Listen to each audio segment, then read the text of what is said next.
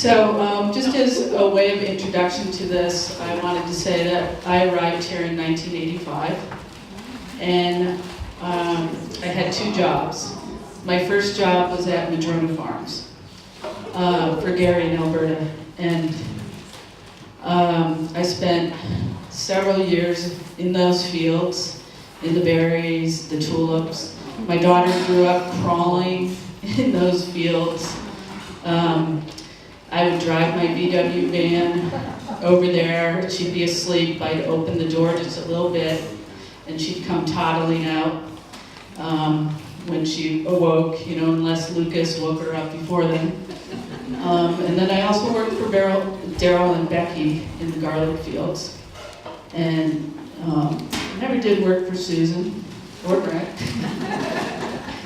Christine, yes. But anyways, it was quite an era, and I've asked Lori Parker to be the interviewer, and we'll go back in time to the early beginnings of organic farming, and then the panel will be about an hour, then we'll take a break, and we'll show the movie Evolution of Organic.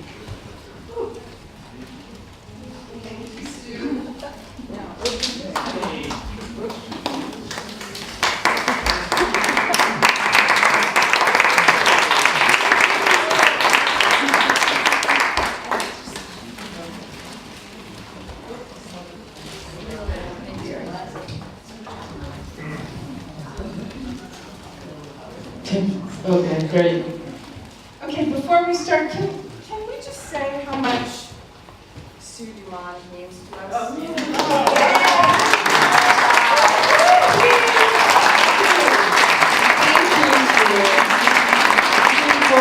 Thank you for being the person who bridges the past and the future here on Lopez Island.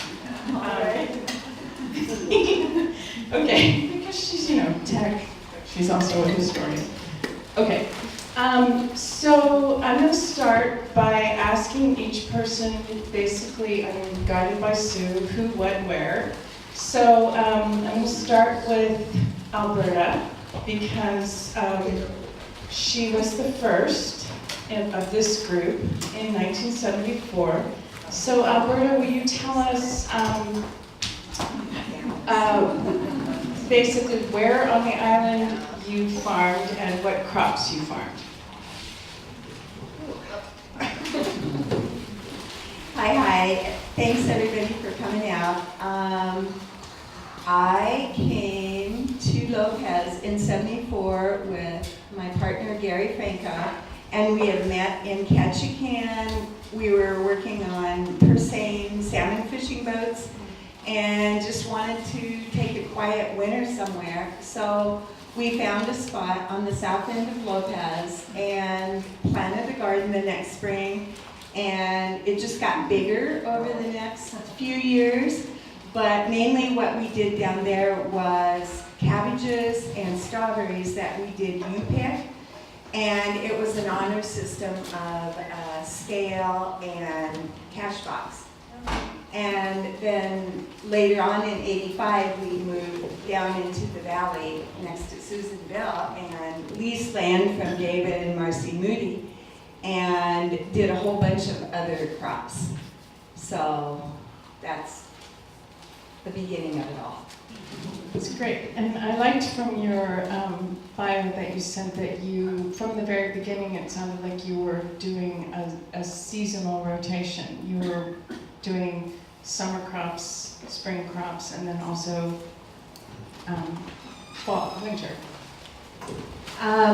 Once we were down at Moody's, once we expanded into bolts and then later on into making jam, we were selling at the Pike Place Market, and that was 10 months out of the year, 7 days a week.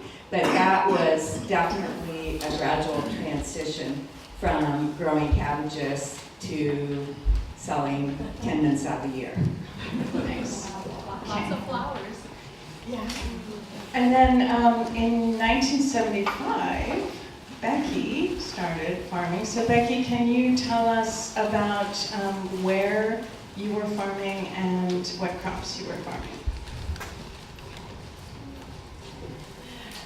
Hello, everyone. Nice to see you all. I see some people out there I haven't seen for a while that worked for us, and not to mention my friends all these years. Yeah, in 1975 we came here. We lived on Camino before that, and we met this wonderful Italian farmer named Mr. Carasino right around Arlington, and he grew garlic and the most amazing rhododendrons that just shouted. And so we had to stop, and then he gave us wine from Italy, also heavenly. And so that was the start of it all. And he gave us garlic seed, but we didn't really grow commercially for several years after we came here. And then while we grew corn and sold in the village, and we grew lettuce and flowers that we sold at the Pike Place only 1 year because that was a long way to go. Yeah, but garlic was our cash crop, and that was a year-round project. And we crawled thousands of miles weeding. But yeah, it was good and an amazing experience. And still eat garlic every day. And I saw from your bio that you were yielding 50,000 pounds of garlic on 3 acres. Well, that was the bumper crop.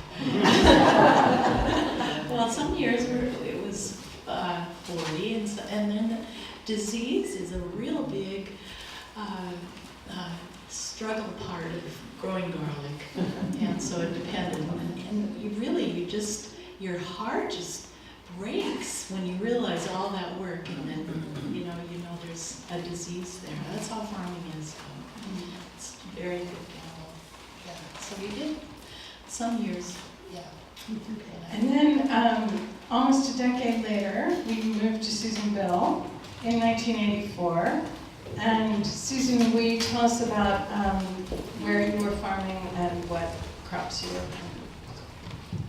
Well, I joined Jeff Ross, who was quite the dreamer, and obviously the scale that he wanted to do was something I did with him. So what did you ask me? Just where and what? So if that was 1984, then we kept, going, and garlic was several years. I remember there were a couple miles of snap peas that needed to be picked. It was the first year that snap peas were available for market, so we got like $3.50 a pound for them. That was pretty good. Strawberries, you pick strawberries, crawling around, weeding, picking, eating them. Lots of people came through, and then we did flowers. Ivory Hodemacher and Patty Cotton and I did flowers. One year we figured out we made $4 an hour. That's really good. Like we did a lot of dried flowers for that, and filled up the barn down at Giggins. And so there we are. I'm still down there, and we grow a lot. I'm impressed how many. That was when Christine said, "Can't we change the roof? I don't want to be shoving glass up on the roof of the greenhouse anymore." She had to be on top, and I would be underneath, and we would precariously try and get these sheets of glass back in when they would break. Mm-hmm. So I still love growing flowers, and we do that. There was some pretty good carrots. Before the carrot fly, we did grow carrots. I remember a couple of times.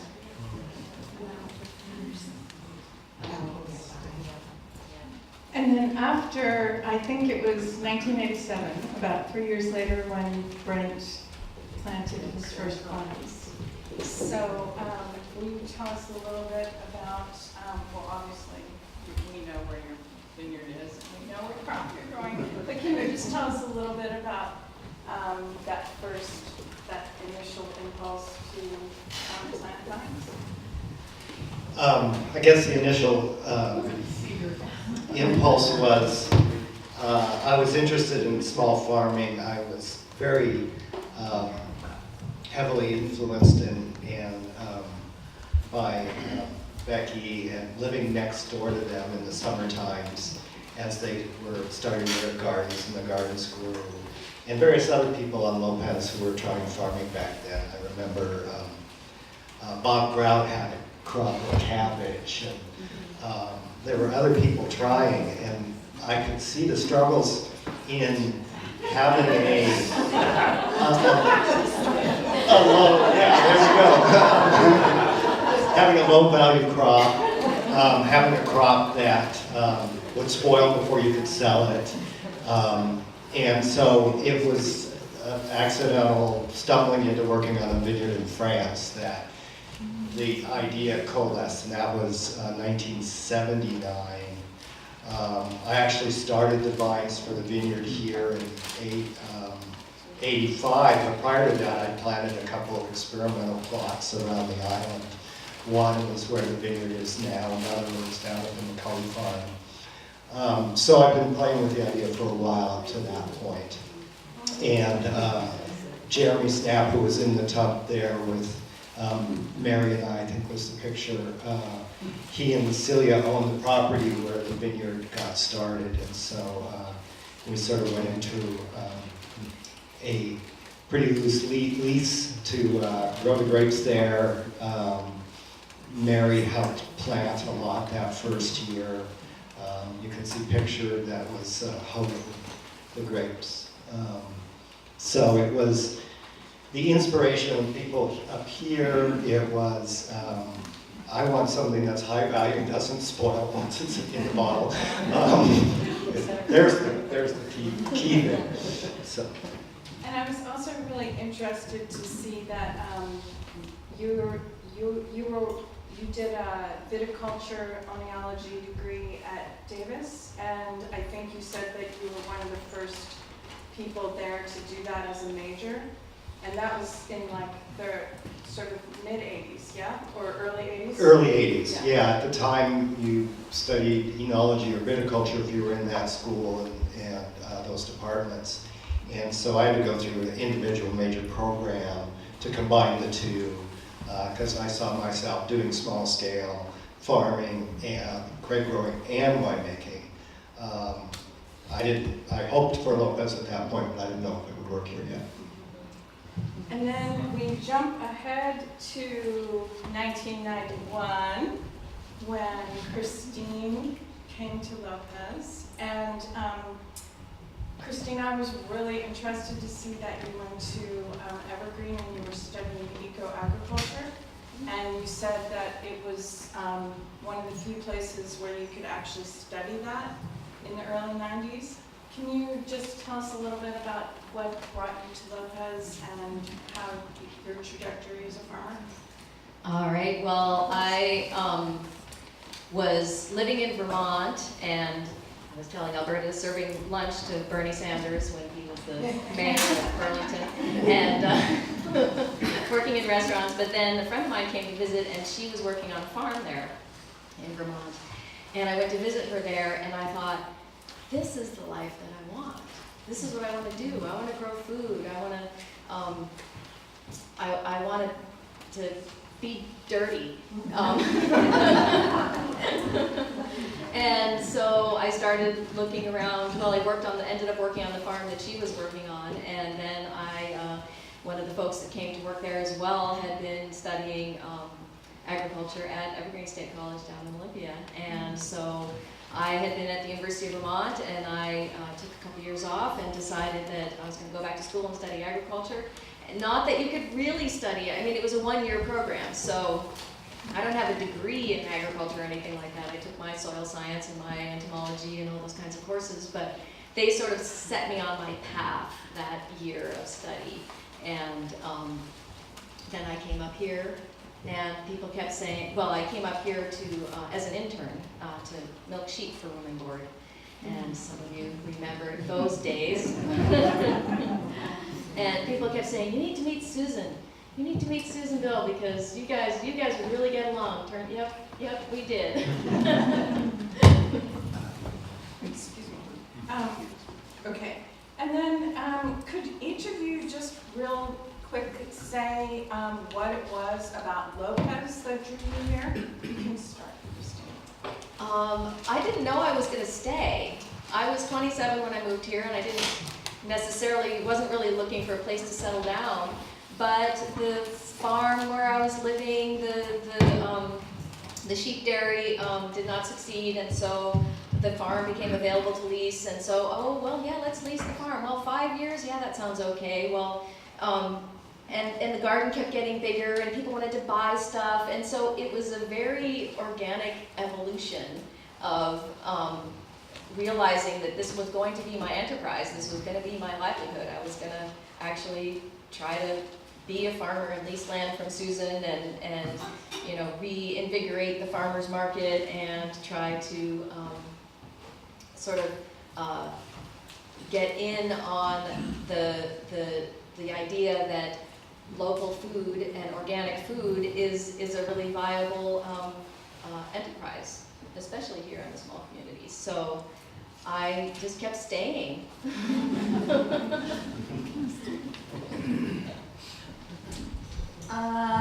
When I had spent time on both Orcas and San Juan Island before the fall of '74, and so it was like, okay, let's check out Lopez. Well, as I was driving down the island and in the center with open fields, it reminded me a lot of the Midwest. I grew up in Iowa, and I was thinking, oh, you know, this would be really nice to have the mountains, the water, and the farmland. So, and then I started meeting people like Uncle Phil Hastings, Howard Cole, and they were so generous with their time and advice, and I just felt like there was lots of people who would share their farming knowledge with us. And so that was sort of how it happened. What about you, Susan? My parents got land here in the 60s, and then I kept going to school elsewhere in college on the East Coast, and then I traveled to India and lived in England studying how to be a Waldorf teacher, and then I came back to Lopez, as numerous of us have done in that family, and tried to teach a Waldorf kindergarten, but the parents were pretty difficult.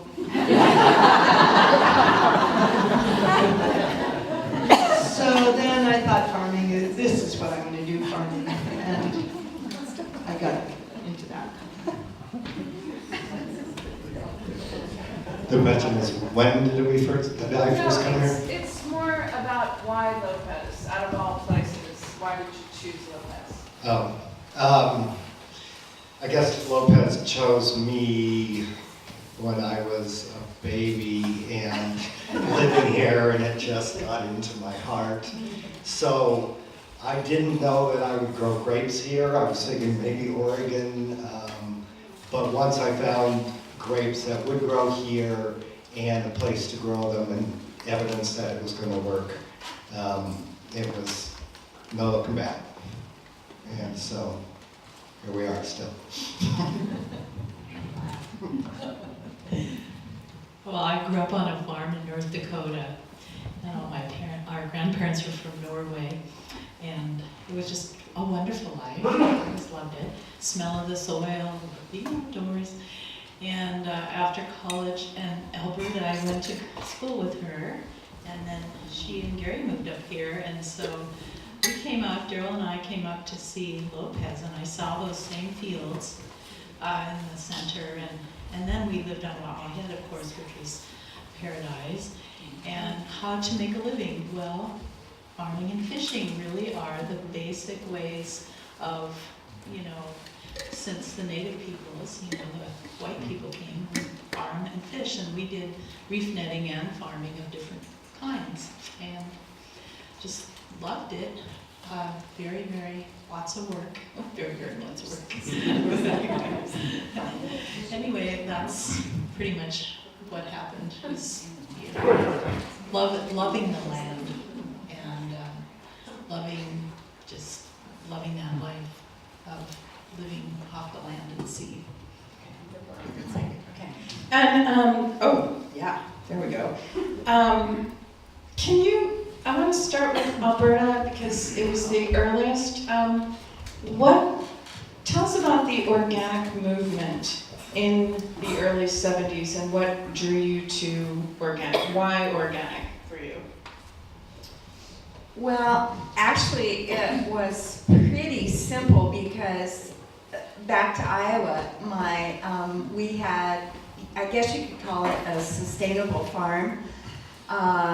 We had animals, and then I was just thinking about how the animals cleaned up the corn, and then they fertilized the fields at the same time.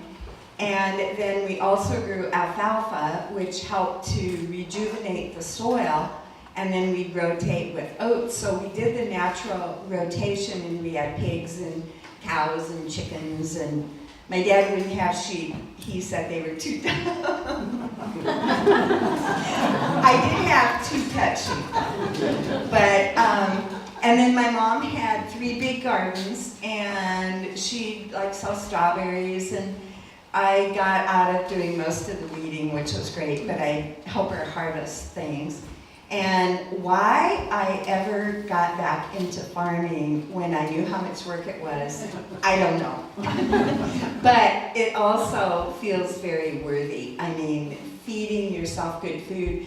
But as to the question of organics, it was just starting to be titled organics, but Gary and I often called it the old-fashioned way, because a lot of the farming was done like that before World War II and the chemies that came along at that time.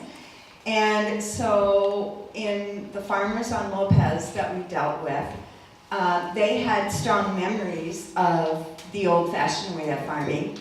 The term organic sort of set them back, but there was a lot that was in common with how it used to be done. And we used to sell our strawberries to PCC in Seattle.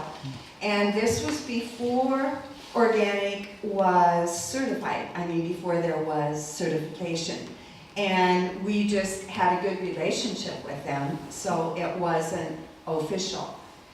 But that was just our feeling about organics as well. It's the way people used to do it before taking shortcuts. And Becky, when you were at your height and you were exporting garlic through, I think you were using the Mountain People's Co-op to export a high volume of garlic and other crops. Can you tell us about how the organic certification, or what were the dynamics of the organic industry at that point, or not industry?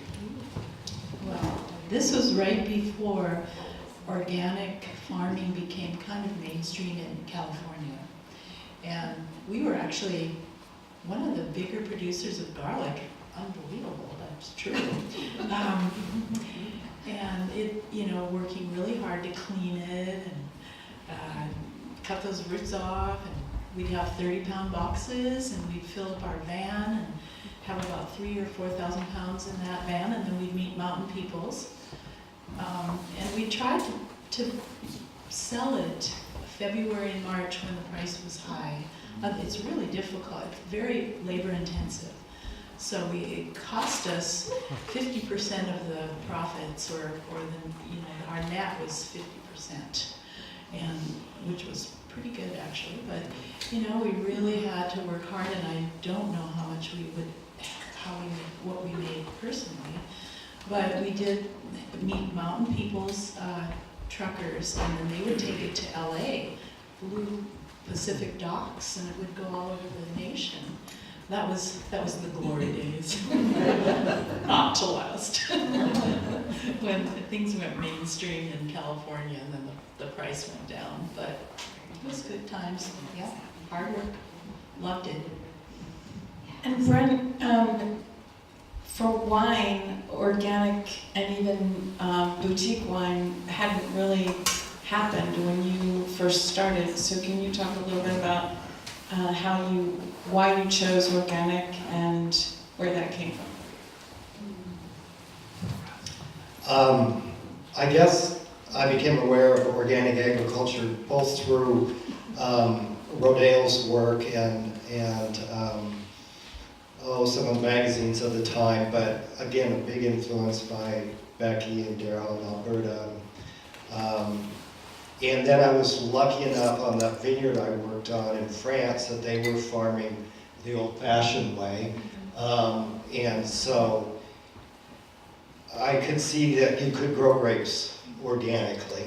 And I tried to study it when I was at UC Davis, and primarily I would be laughed at by fellow students when I asked questions about it. It was, I never took it too rough or too personally.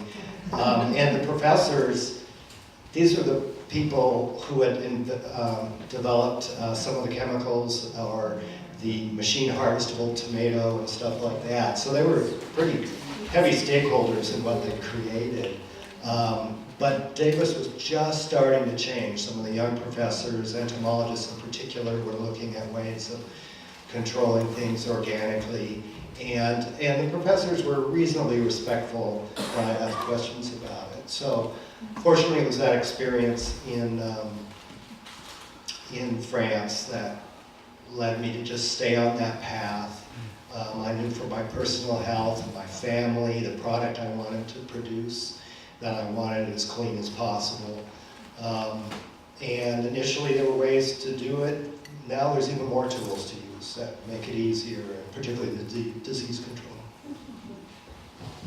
And Christine, then almost 20 years later, you were at Evergreen, and it's just the beginning of organic coursework. So what was going on then in terms of organic for you? Well, at that time, you could go to UC Santa Cruz to study organic agriculture, or you could go to the Evergreen State College, or you could go to the University of Michigan. Those are the only places in the country that were offering courses in organic agriculture. And so I thought, well, I'm not a California girl, and I don't want to go to Michigan, so I'll check out the Pacific Northwest.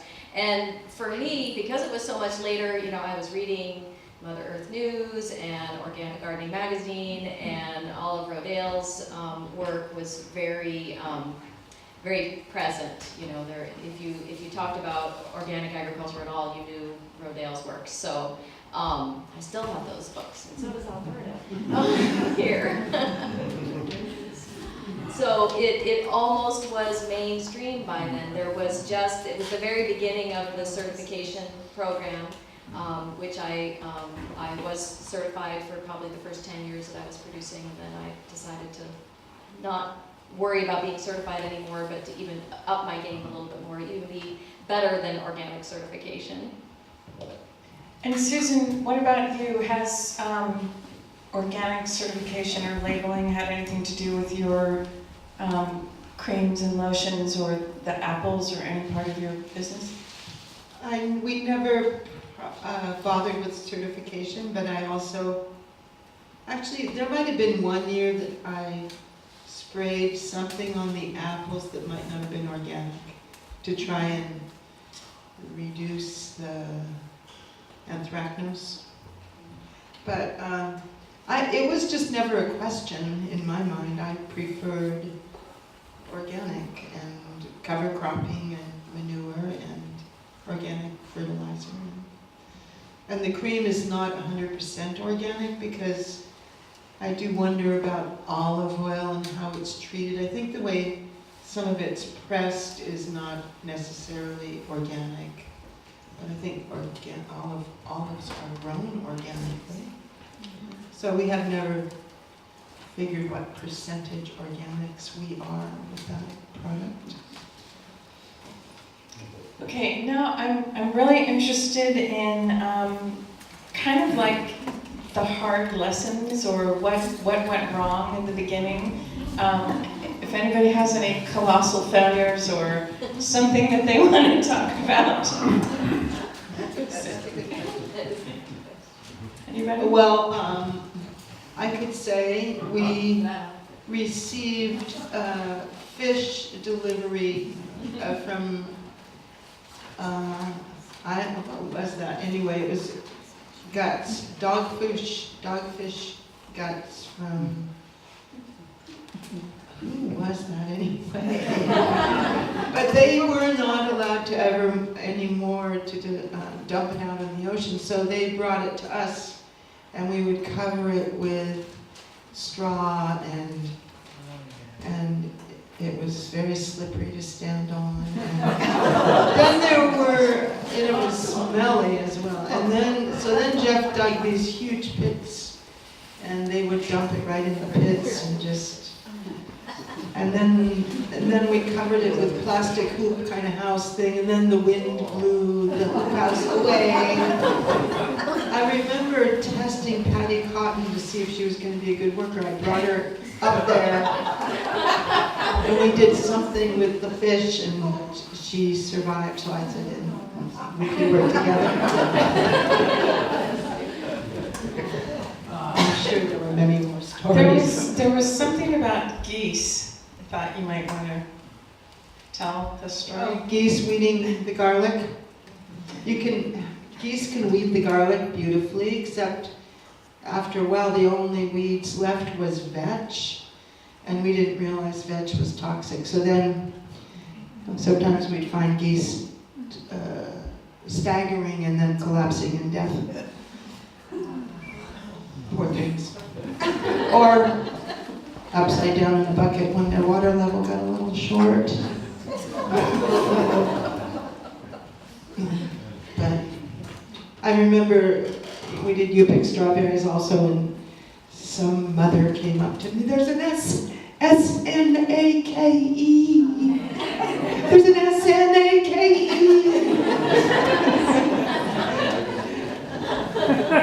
We liked our S-N-A-K-E.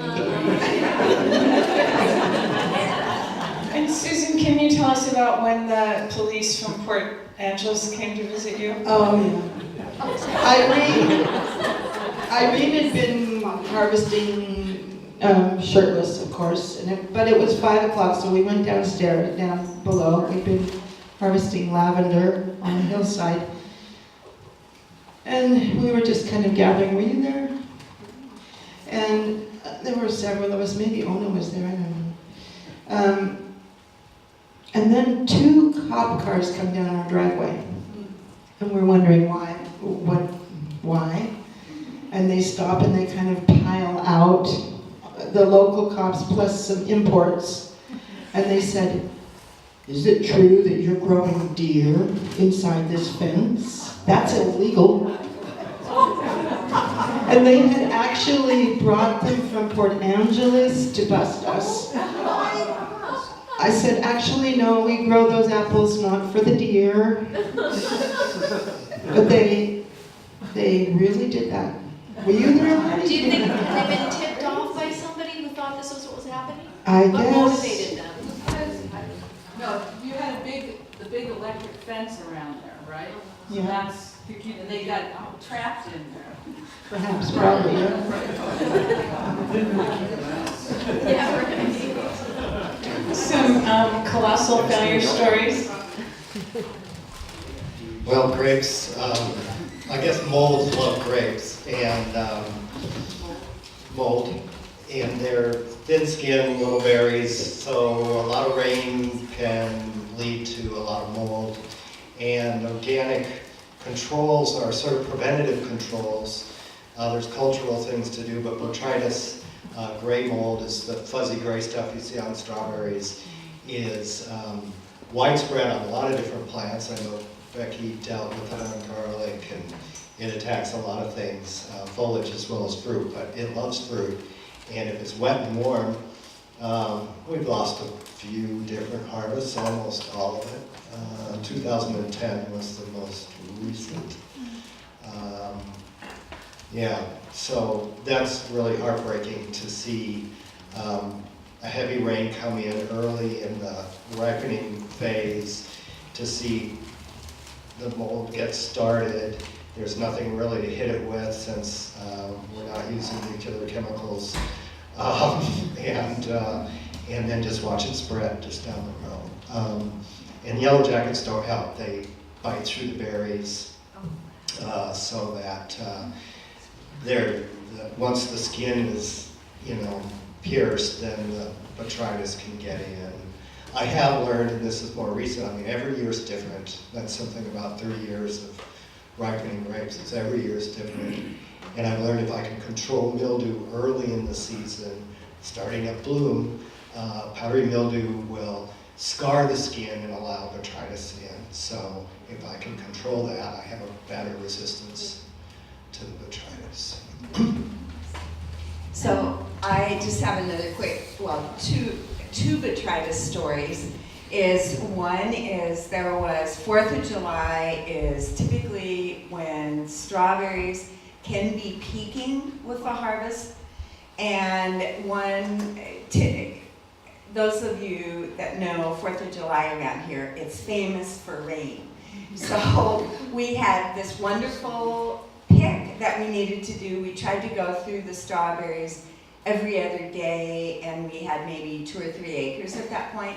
Well, it rained about an inch, and so the strawberries were super ripe, I mean, just perfect. But once they rained, we knew they were going to mold like crazy. So we had to go through and pick all the strawberries, throw them away, so that the rest of the season, the harvest would be okay. And that's pretty heartbreaking. That really only happened once, that we had to pick the bad strawberries. And then the other thing is when we grew tulips organically, they get botrytis like crazy. There's this disease that's called fire, and you'll probably see it on your tulips at home, is you'll get a little bit of brown on the leaves, and then if you watch it really closely, there'll be spores, and the spores will actually end up on the flowers, disfiguring the flowers if you're selling them commercially. But what we did organically was we'd go through, maybe like every 3 or 4 days, all the tulips and just look for the beginnings of this disease. And that's how you had to do it when you did it organically, is just prevent the spores from spreading. Where in the Skagit Valley, they spray with airplanes like once a week, and they call it fire because it spreads so fast.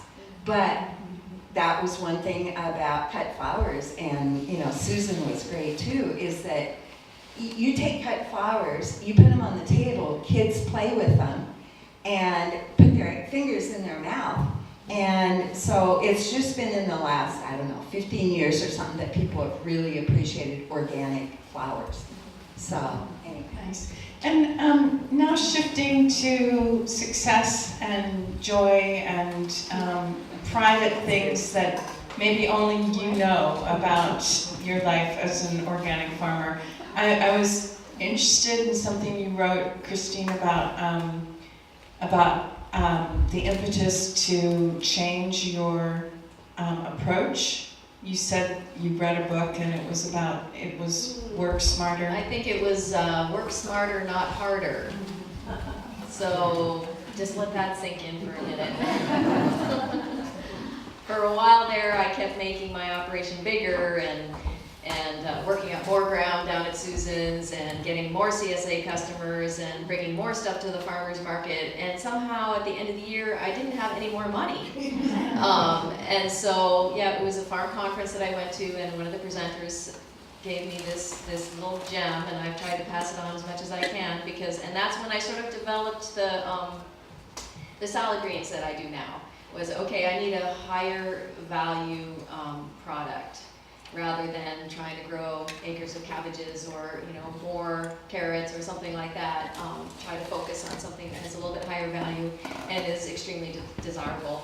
And so that has been sort of my inspiration from that. And then that has led to greenhouses and realizing that, boy, if you can bring food at this time of year, like right now, into the community, that is very exciting to me. That feels like a real success when I can have things to share at this time of year and then at the other end of the season as well. That's great. And Susan, you've been farming for a long time here. I'm curious about if you can compare between the past and now, how things have changed for the good and also for the bad.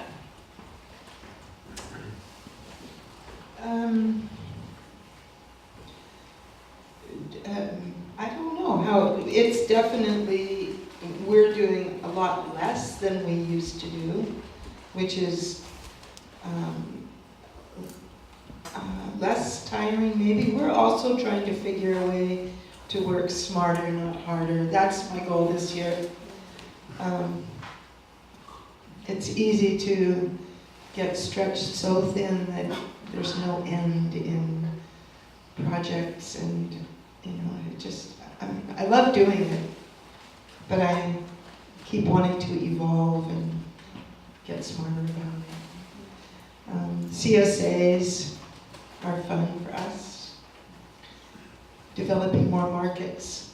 Lopez is pretty small for marketing all we could grow, so we have extra.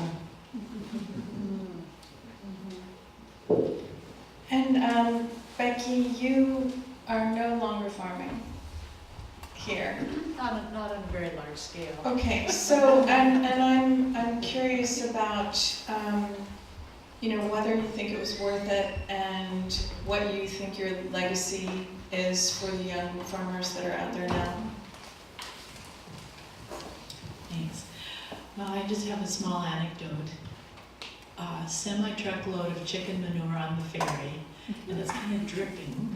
And a lady with a new Mercedes is parked behind us. She's like, "What is that?" And that was kind of a funny story. It's chicken manure. But it wasn't very impressive at the time. But I would like to encourage farming in every aspect, because organic farming, it's life. It's bringing life, and it's good work. And when you raise your children around and in a farm, and you make friendships that are sustained, the people that work for us are still my friends, and some of the Farm Fresh Fellows that came are still living here. I'm still in touch with them, and I think it's just the most wonderful way to live. So I'm totally into it. Brent, where do you see Lopez agriculture, organic agriculture going? Oh, there's been great, I think, developments and experiments, and people have come. I've been thinking back when this whole project came up of people who started way as far back as any of us up here who are no longer here, but then I look out and see the young people out there. I see the development of organic agriculture tools, biodynamics. What I think is going to be important success of that, of people being able to do that, is people showing up and buying it. And we used to sell more on the island than we do now, more in the county than we do now. Now the competition's gotten a lot higher. Washington wine in general, say in California, 75% of the wine people drink is Californian wine. In France, of course, it's almost 100% French wine. In Washington, it's not even 25%. So just wine as an example, but if you're not picking up your salad greens here, if you're not going out to the farm stands, or if you come and buy produce at the farmers markets, more farmers will show up. So those will be key things to see the next generation succeed at it and the following generations to try. Year.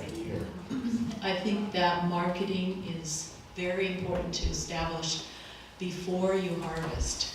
I'm just gonna say, if you're planning to plant a crop, make sure that you have established a market, or at least a potential market. Because you can have a beautiful crop, and if you can't sell it, it breaks your heart if you to not have a place to sell it. And it seems like there's a kind of transition between, like for example, as a consumer here on the island, I would like more available to me, but at the same time I realize that for farmers to be able to go to the next level, it changes the whole sort of approach. And Christine, I was curious about that because you really, I think, are you know, all of your crops are being eaten very quickly. They're in high demand. So can you talk about if there is a plan to get bigger or what that would involve? We need more farmers is what we need, because I don't plan to make my operation any bigger. I don't want to make my operation any bigger. I see a day when my operation actually starts to get smaller, or even more refined. But yeah, I mean, if I had twice as many greenhouses right now, I could be producing, greens that could actually stay on the shelf for the course of the week, rather than me delivering them and then they're gone the next day, So there's definitely space for more producers on this island, and I think that I feel like we're on the cusp of another change in small scale agriculture on Lopez. It doesn't feel like there are more young people here. There are more young people here with families who are actually looking like they're going to stay here and wanting to develop their farm enterprises. And to me, that's really exciting, because the farmers market needs more farmers. We used to joke about the farmers market. We called it the farmer market, years ago, and it's sort of almost going that way again. So I think that there's certainly more room for producers here. Is there anything anyone would like to say? Anything else? I think we live in a pretty amazing climate and place and time. I'm always grateful for it, that's for sure. But I think of the many summer days of sitting down and everything on the table is off of Lopez. Oysters, the various different meats that are now available, even grains and flours now. So it's rounding out. I can remember some years ago, a friend on the island, she tried to eat just Lopez for 12 months. And the winters were pretty bleak. There was frozen meat, and that was about it. But it'd still be hard to do year-round. But you can do it now. You can do it in the summer. You can have your whole table be Lopez produce. I know Henning and Elizabeth probably do whole farm many, many times, sitting at their table. So we're really in a wonderful spot. There's just couple of things I'd like to say about what the Madrona Farms experience meant to me.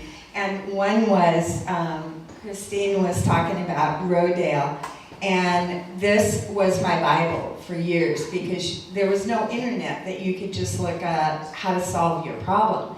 And this is the Encyclopedia of Organic Gardening. And Howard Cole was so great because he would sit down and go through all his Rodale books with us if we had a specific question. And, as well as other farmers were wonderful about sharing their knowledge, including bulk growers in the Skagit Valley, berry growers. We just learned so much from so many people. So I'd like to thank our mentors.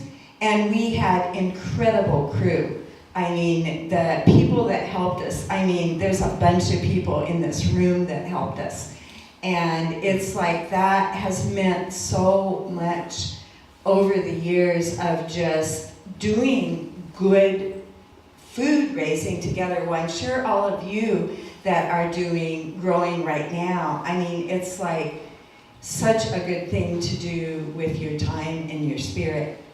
And it wouldn't happen without all the people that buy the products. Even way back when we were doing it, people were so supportive of local agriculture. I mean, it was astonishing. Sometimes we'd go, what? You know, it's so much easier just to, you know, go to the grocery store. And I've seen that just grow, and so, you know, all of you talking about the future on Lopez, it's like, as long as the demand is there, that's the most important thing. Like Becky was talking about, knowing marketing, and so it's like, go farmers. Okay, thanks everybody. That was a really nice panel.